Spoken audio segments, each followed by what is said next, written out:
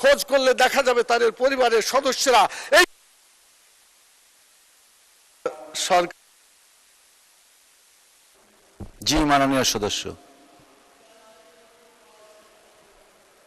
আচ্ছা, মাননীয় বিরোধী দলের নেতা তিনি শুরুতেই বলেছেন যে ভালো কাজ যেটাই হবে, সরকারি দলের যেটাই হবে তাদেরকে অকুণ্ঠ সমর্থন আমাদের আছে, আর খারাপ কাজ যেটাই করবে তার বিরোধিতা আছে, প্রতিরোধও আছে। সেই জন্য তিনি এই ভাষায় কথা বলে যদি অন্যায়ের বিরুদ্ধে কথা বলে থাকেন তো সঠিক কাজই করেছেন। আগামী দিনে এই নীতিতেই আমার বিরোধী দল চলবে। আমার মনে হয় এর জন্য সরকার। জি মাননীয় সদস্য। আচ্ছা, না মাননীয় সদস্য, ইনসাফ করার চেষ্টা করি, যে কারণেই তো আপনারা সকলেই ভালোবাসেন। 3 মিনিট দেয়া হলো আপনাকে। কয় মিনিট?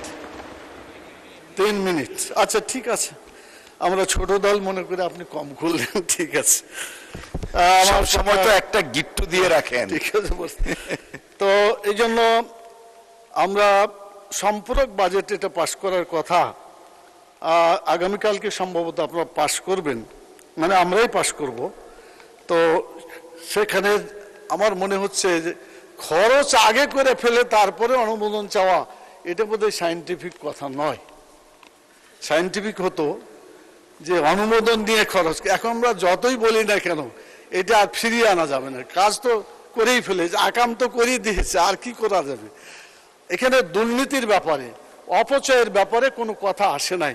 টোটাল বাজেট বক্তৃতায় অপচয় যে করা হয়, মাননীয় স্পিকার এই সংসদ ভবনে কতগুলো ঘর আছে, একটা ঘরে 18 থেকে 36টা পর্যন্ত লাইট আছে, একটা দুটো জ্বাললেই তো হয়।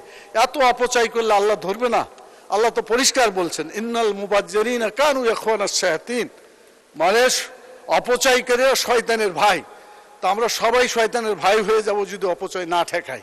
সেই জন্য আমি বিনীত আবেদন